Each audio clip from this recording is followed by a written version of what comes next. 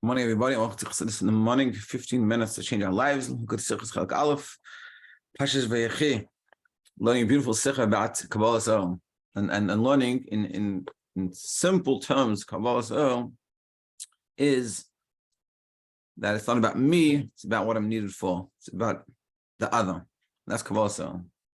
Where in contrast to serving Hashem with Havana Vasag, understanding and connection and Geshmak, it's about my geshmak, my understanding, my connection. Also, it's not about me. It's about the person who I'm serving. And we also discuss how we can apply it in terms of marriage, a good marriage. It's not about me. It's about someone else. Like a simple story. It's a famous story. There was a chassid that he came to the doctor with his wife. She had a problem with her foot, and he told the doctor. He said, "My wife's foot is hurting us." What do you mean? Why is it hurting him? It's not hurting him. It's hurting him because he's connected. That comes about to Kabbalah. If his whole hanacha, his whole way he approaches marriage is me, my wife, and I do my thing, she does her things, and we come together on certain things. So then it's his wife's foot is hurting, not his. But when he approaches the marriage with this type of Kabbalah, which is not about me, it's about my wife, about the marriage, so then his wife's leg is hurting him. He's connected. Kabbalah Soul is about not thinking about ourselves so much. And this is sort of what we're saying. And this is sort of the mile of done. That on one hand, but it's not everything. Of course, you should have your own self involved, but the axiom, the way you come from, is from this place of Kabbalah Soul. And this is why done was at the back. On one hand, at the back, at the bottom, they were away. But they were able, because of this Kabbalah, so they were able to gather up all the leftovers, all belongings, because, like we said, we're going to talk about it again today. It says, Eze Tipesh, what is it? Eze Sheta. So we said, Eze Sheta, what is a fool? Someone Ma'abed Kol Mashon. They lose everything you give them. So the Chassid Taich is Eze Sheta, who's a fool, Kol Ma'abed. All the Ma, he said, all the Ma, he loses the what? The ma means the bittul, the Kabbalah Soul, meaning you can be close to the iron, but you don't have the ma, so then you can lose it, and then you have the dan and the back, which seemingly is so simple, but it has the ma, so therefore can help, and the ma is very critical, the bittul, the Kabbalah Soul. And this the Rebbe is going to explain it in a slightly different way than what we've been talking about, but you'll see that it's beautiful. Zayin. Here. So what does it mean? The Rebbe is saying, what does it mean in God's serving Hashem? And you see how we learned so many sikhs. We start to, hopefully now we're starting to see how to understand the sikha. Everything we learn, the Rebbe always comes and says, so what are we learning from this? Also at Dan and Asher and Dan's in the back. Everything in Torah is a book of lessons. It's not a history book, like we've said in the past. And so what does this mean? We have to bring it down. What does it mean practically? What can we learn from this? So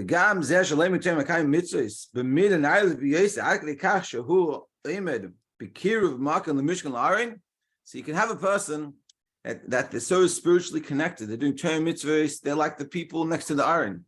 They're connected. They learn Torah. They go to the mitzvahs. They're good people in that sense.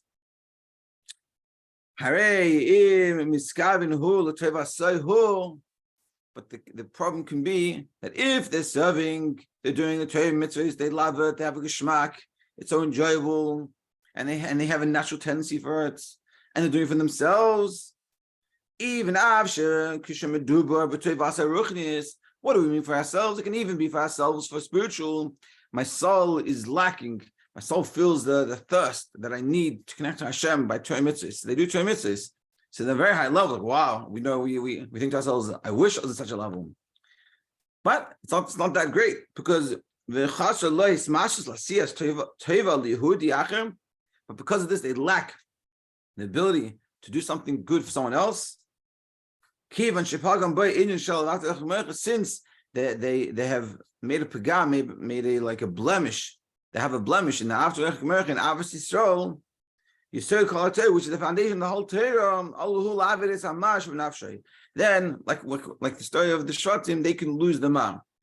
Meaning like this: whether we'll say what the Rebbe is saying, and we'll talk about how we apply this. And what the Rebbe is saying is a person can be in regards to Torah mitzvah is very good. A simple example, like when I was in yeshiva, especially, unfortunately, this is sometimes an issue in Baal Tshuva yeshivas, and they ask the question, they ask the rabbi, the mashpia, they say, how do I balance my own learning to be, to gain what I can gain in my 1 or 2 years in yeshiva, and also having obviously on helping someone else?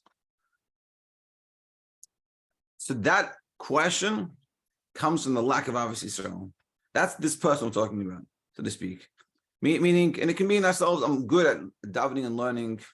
When it comes to helping someone else, whatever, it's not my thing. So what the Rebbe is saying is, it could be very true. And it could be, we're talking about even, the Rebbe is saying, even a person on a level that their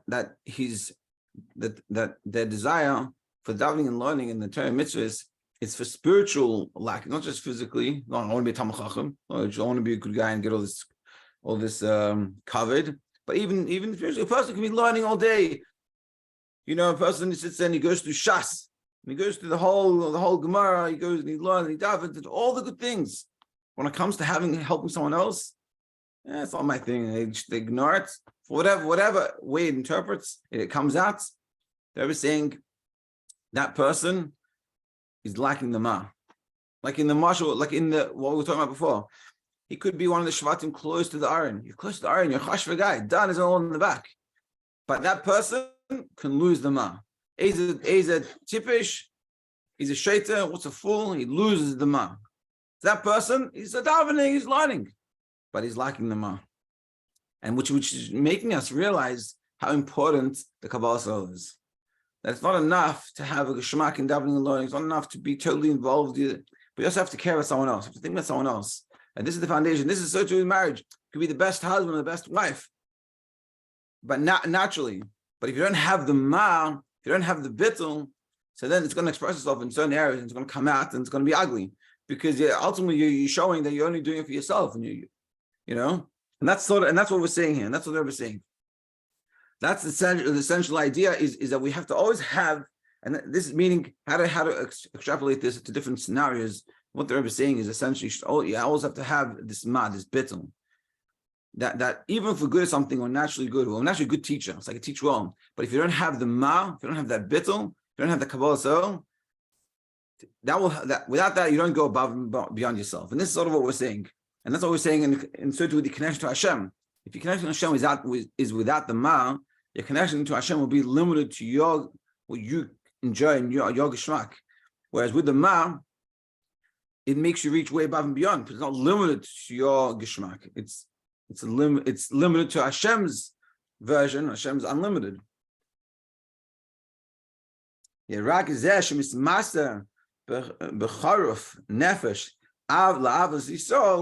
someone that totally gives themselves over with like a passion of his soul to Avos Yisrael, who habatuach ba'atzmoi, he's someone that can be certain with himself, shahu, that he is shalim, he will be complete.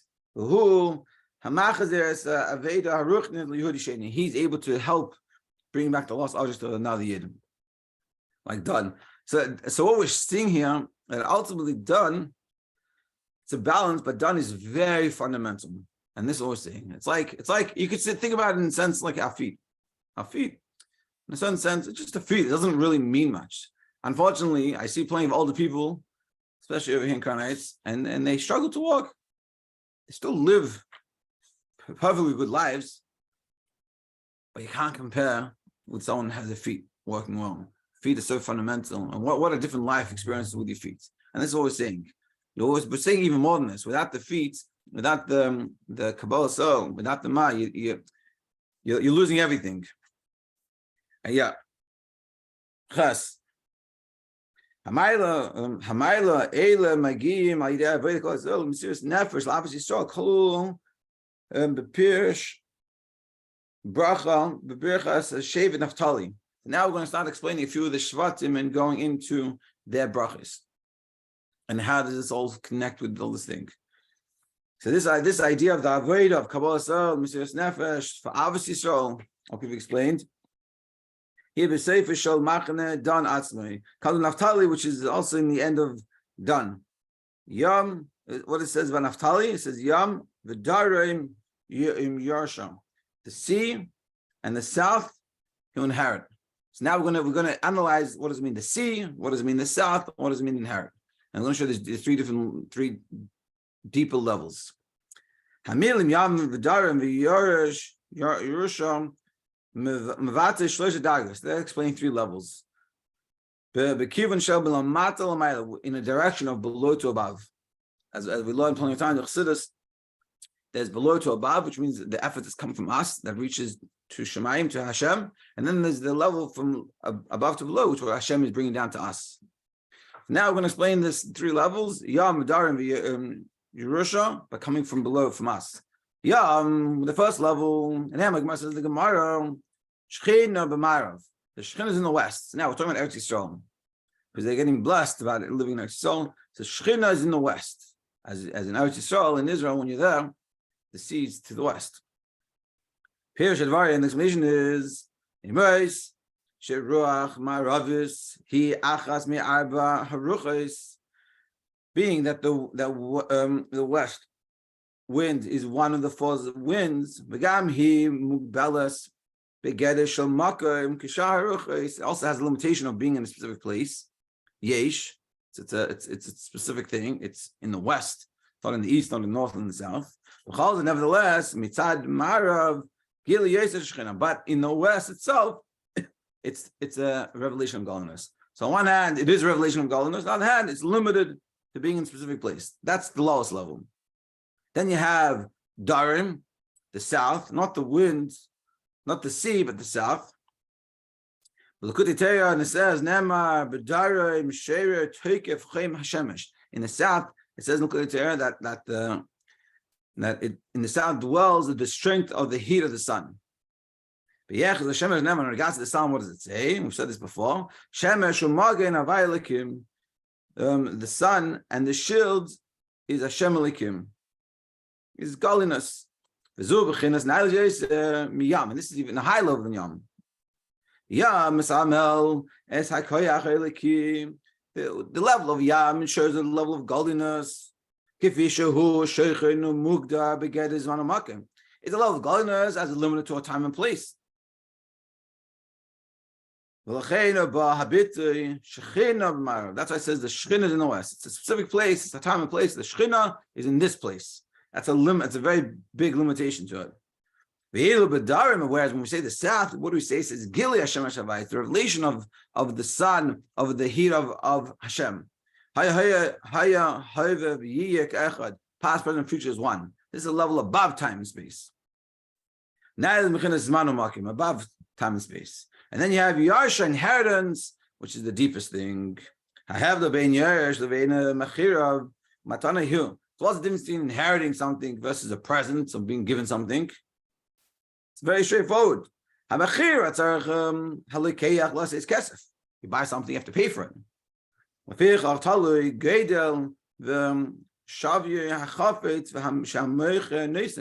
therefore, it's all dependent on what you're giving, what are you buying for, how much is it worth, what's the value, how much you want to give for this. In value to what I'm going to pay for. Also, matana, also with a present. Even a present, you don't pay for it. You give it for free.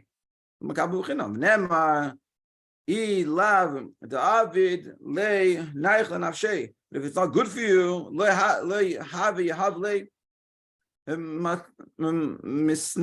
not going to give it to you. Lule, it says in Hebrew, if it wouldn't cause any pleasure, then I won't give it to him. Meaning, it's for free, but it has to be related to the person we're giving it to. I'm not giving a person. It's like giving to a woman some men's clothing, a man's coat. It doesn't make any sense. So it's also limited. Yeah, the person not paying for it. It's free, but it's limited to the person who you're giving to. Whereas move on shegam matana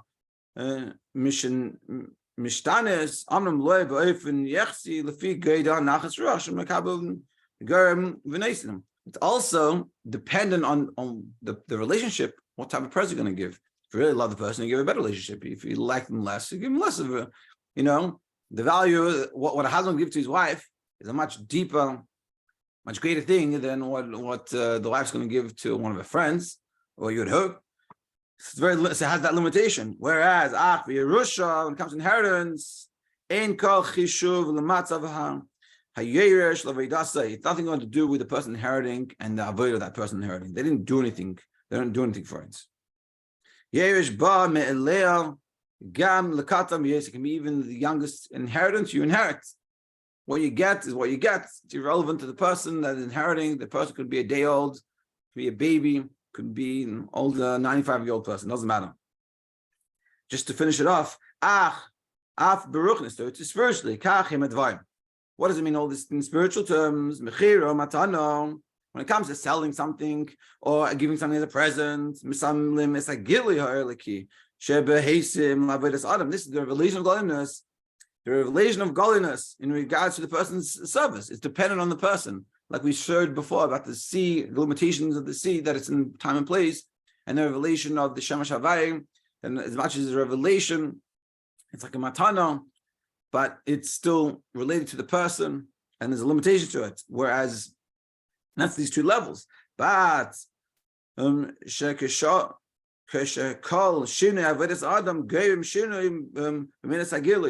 that in those levels, dependent on our avodah, what we're doing has the effect. Elo Yerusha, whereas inheritance, Matsuya, every Yid has its inheritance.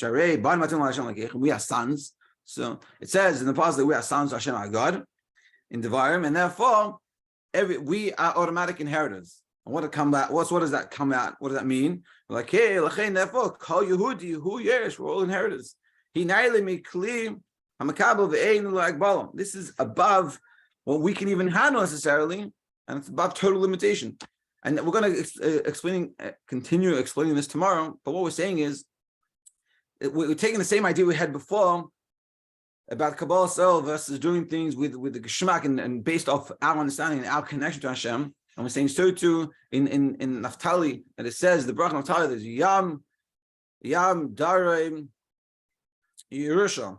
That we're saying that there's three levels. The first two levels are showing a level, but they're the limited level, like buying or selling something which is limited to the value of it and how much we're willing to pay for it. And then you have the present, which is as much as it is for free. It's not that limitation of buying and selling, but the free is still based on the person, and the person doing has an impact.